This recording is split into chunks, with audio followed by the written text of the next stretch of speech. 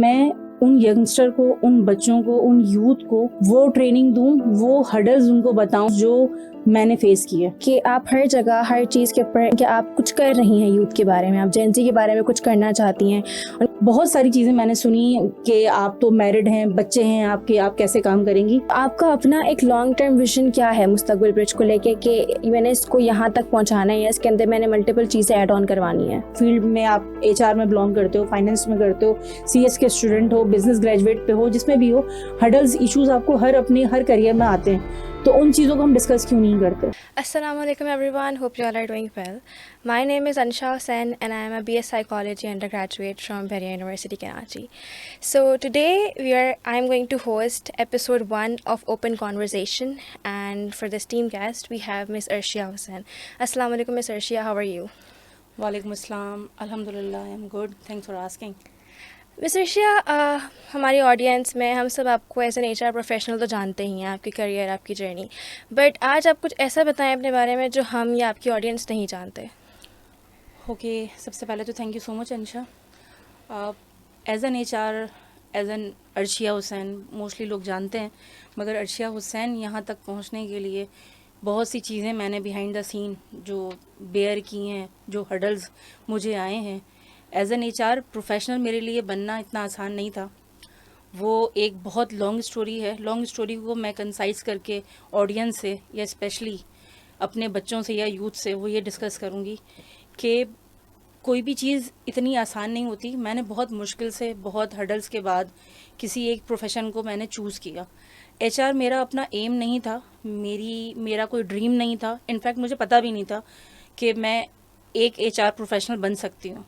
ये एक एक्सीडेंट कह लें आप कि मैंने अप्लाई किसी और चीज़ के लिए किया यूनिवर्सिटी में, उसमें मुझे एडमिशन नहीं मिला। उसके बाद फिर मैंने ये स्टार्ट लिया, और जब मैंने ये अपनी डिग्री ली, उस डिग्री के टाइम पे मेरी अपनी वो एज वो नहीं थी जिस पे मैं जाऊँ, स्टार्ट लूँ और डिग्री कंप्लीट करने के बाद मुझे ईजिली इंटर्नशिप भी मिल जाए।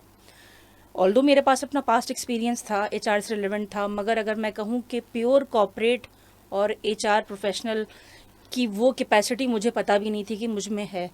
तो बहुत सारी चीज़ें, बहुत सारे मसले आए, बहुत मुश्किल से मुझे कोई अपॉर्चुनिटी मिली जो मैं चाह रही थी। बहुत सारी रिजेक्शंस मैंने सुनी, देखी कि आपकी तो अब वो एज नहीं है, आप इंटर्नशिप पे आएंगी, आप अर्शिया अपने जो आपसे एज में बड़े हैं आप उनके साथ काम कर सकती हैं।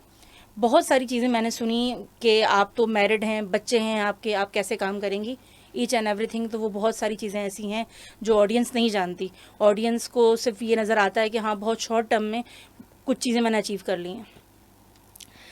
ये कहना पड़ेगा आपकी जर्नी बहुत इंस्पायरिंग है, बहुत मोटिवेटिंग भी है यूथ के लिए।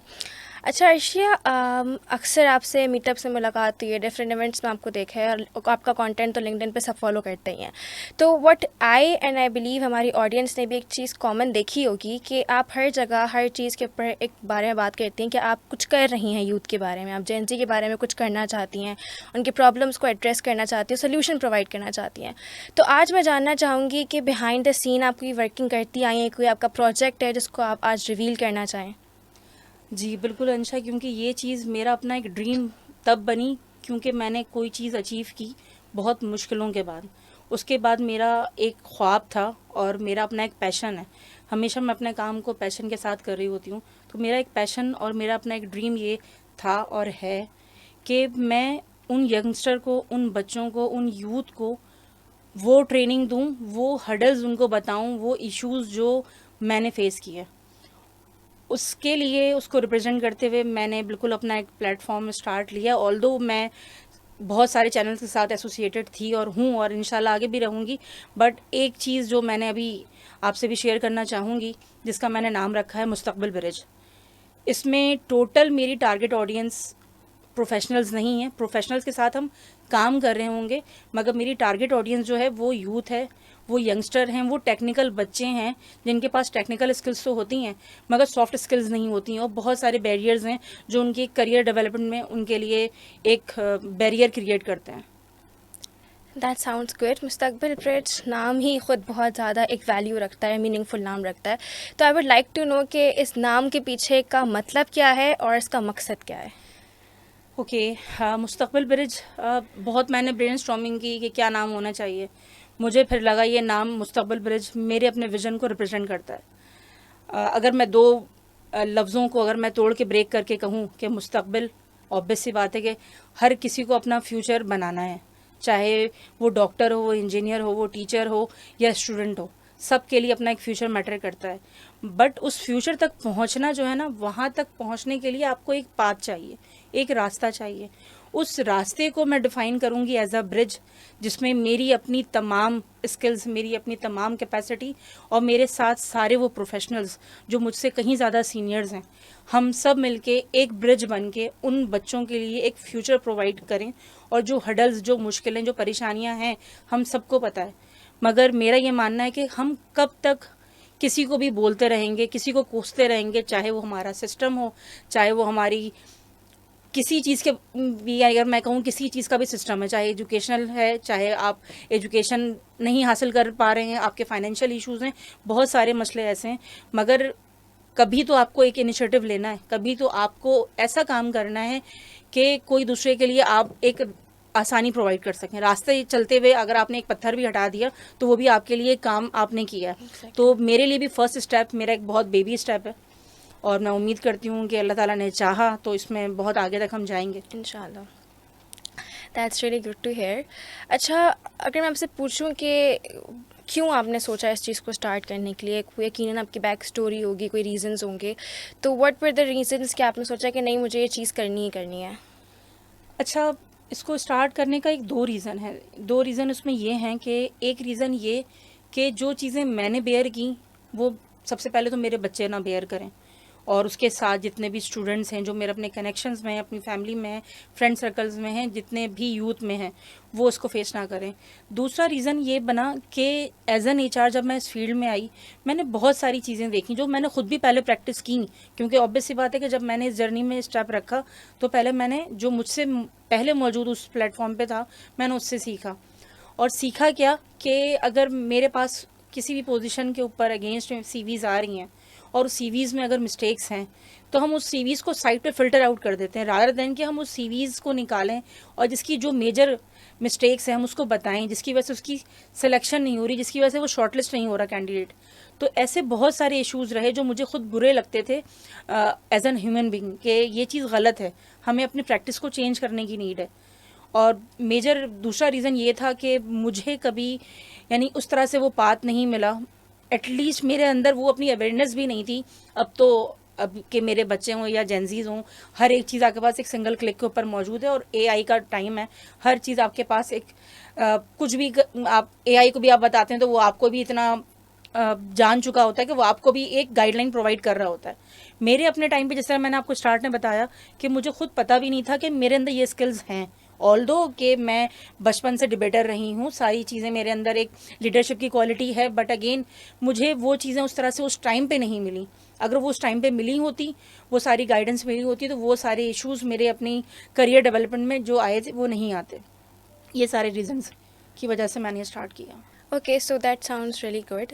अच्छा अर्शिया, मैंने एज अ स्टूडेंट काफ़ी सारे मीटिंग्स, मीटअप्स, इवेंट्स अटेंड किए हैं, काफ़ी प्लेटफॉर्म्स को जो मैं जानती हूँ, तो दे सोली फोकस ऑन प्रोफेशनल्स। आपको या तो वहाँ पे सीईओज, फाउंडर्स दिखेंगे बात करते हुए, या तो आपको एचआर प्रोफेशनल्स दिखेंगे। तो आपका क्या रीज़न है कि क्यों आप इन्वेस्ट कर रही हैं स्टूडेंट्स के ऊपर, या क्यों आप टारगेट कर रही हैं अपनी यूथ को? मैं इसलिए टारगेट कर रही हूँ कि इन यूथ के लिए इतनी ओपनली और ईजिली कोई ऐसी अपॉर्चुनिटी नहीं आ रही होती। ये आपने भी देखा होगा, बहुत सारे मीटअप्स हो रहे होते हैं, बहुत सारे इवेंट्स हो रहे होते हैं, बहुत सारे सेशंस हो रहे होते हैं, बट वो सेशंस ऐसे नहीं होते कि जिसमें आप किसी भी ग्रेड के स्टूडेंट को आपने देखा हो, मैट्रिक के स्टूडेंट को देखा हो, यानी कि एक पूरा कैलिबर जो होता है वो सारे प्रोफेशनल्स का होता है।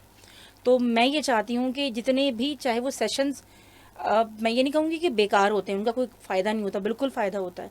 तो यही फ़ायदा हम प्रोफेशनल्स तो ले ही रहे हैं, हम आपस में डिस्कशन कर ही रहे हैं, हम ये फ़ायदा उन बच्चों को क्यों नहीं दे रहे, हम ये फ़ायदा उनको क्यों नहीं बता रहे कि आपको ही पता चले कि रियल टाइम प्रैक्टिसेस क्या होती हैं, रियल टाइम के चैलेंजेस क्या होते हैं।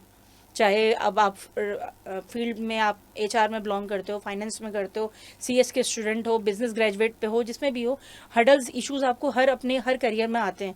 तो उन चीज़ों को हम डिस्कस क्यों नहीं करते? मैं ये समझती हूँ कि जब आपके सामने 101 एक सीनियर, एक प्रोफेशनल हो और आपके सामने एक वो फ्रेशर हो जिसने भी अब तक एक्सप्लोर किया ही नहीं है, तो मुझे लगता है कि बहुत अच्छी प्रोडक्टिव डिस्कशन हो सकती है, उसे गाइडलाइन मिल सकती है। That make sense and I really appreciate कि आप ये इनिशिएटिव लेना चाह रही हैं यूथ और स्टूडेंट्स के लिए। अच्छा, अगर मैं पूछूं कि आप क्या क्या है इसके प्लान, एजेंडा, किस तरह से आपने इस चीज़ को लेके चलना है, किस तरह से ये स्टार्ट होगी?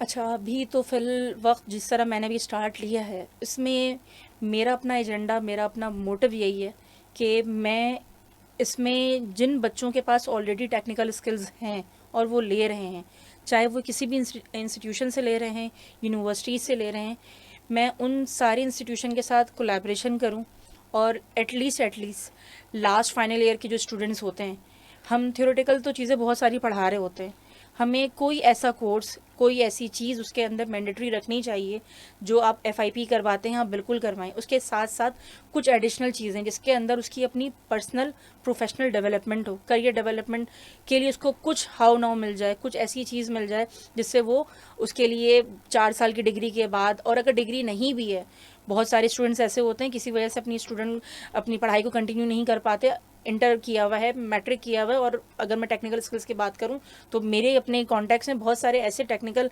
डेवलपर्स मौजूद हैं जिनके पास एजुकेशन नहीं है मगर टेक्निकल स्किल्स बहुत अच्छी हैं, मगर वो कहीं ना कहीं, हमें दोनों चीज़ों की नीड होती है। चलें, अगर आपने एजुकेशन किसी वजह से हासिल नहीं की तो एटलीस्ट इतना कॉन्फिडेंस आपका बिल्ड होना चाहिए, आपकी पर्सनल डेवलपमेंट इतनी होनी चाहिए कि आप कहीं भी जाने से पहले आपको एक शाइनेस आपके अंदर ना हो, आपके अंदर एक इनसिक्योरिटी या एक लैकिंग या एक, क्या कहना चाहिए कि किसी को देख के जेलसी ना हो कि मैंने तो भाई यूनिवर्सिटी की स्टूडेंट का मैं हूँ ही नहीं, मैंने कोई डिग्री नहीं ली है, मैं उस जगह पे जा ही नहीं सकता।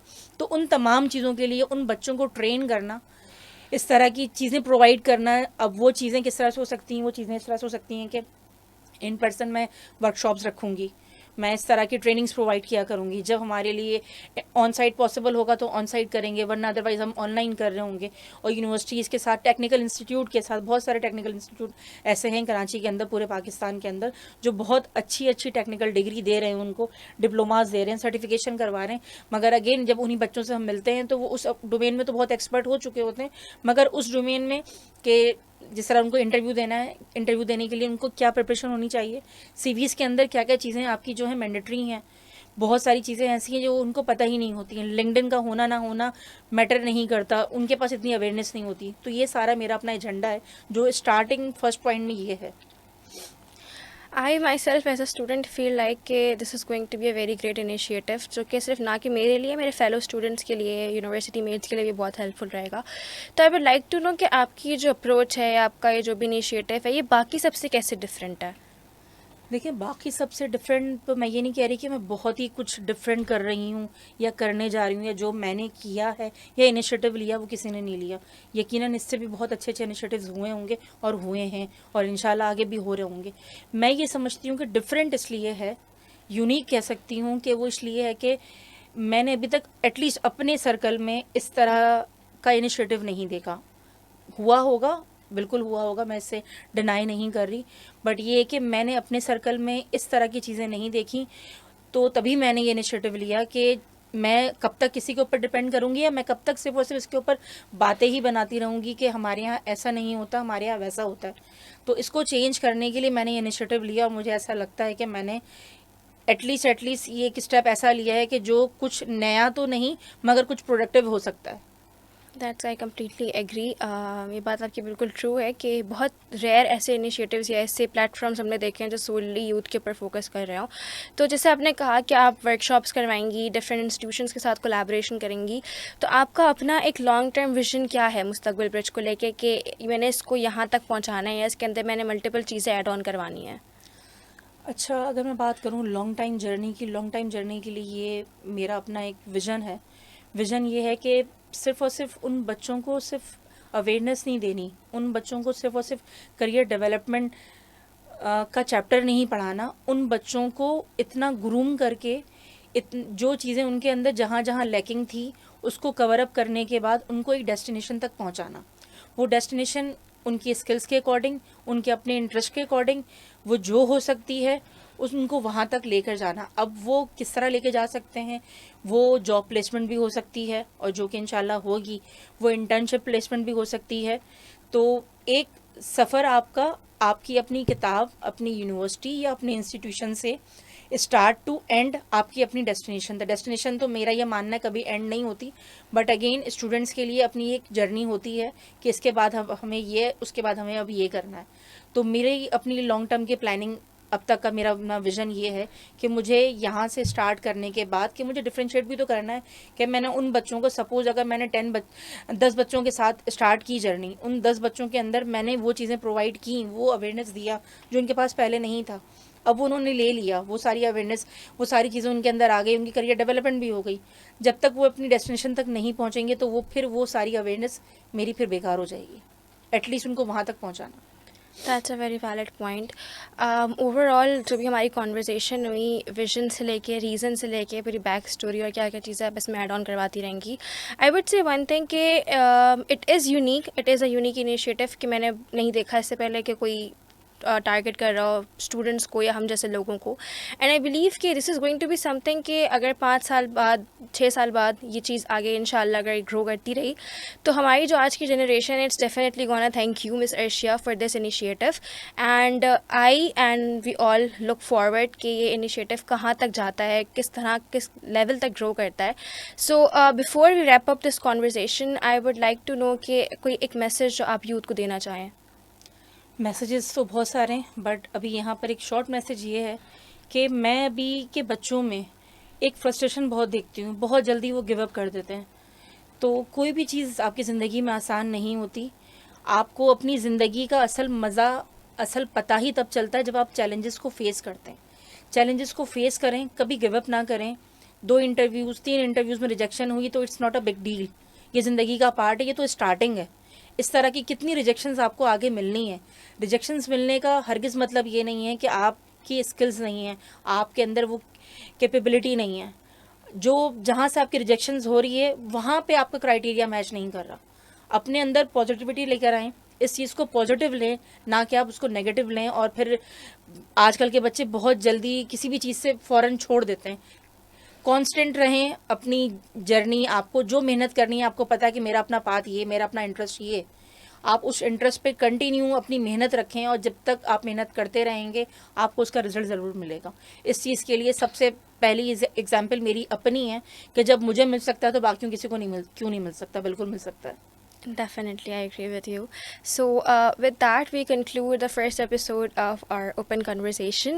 And overall, it was a lovely experience talking with you and knowing your initiative about Mustaqbal Bridge. And with that, we look forward to see कि Mustaqbal Bridge कहाँ कहाँ तक glow करता है, shine करता है, और ये कितने platforms, कितने लोगों के लिए जो है वो spaces और दरवाजे खोलता है.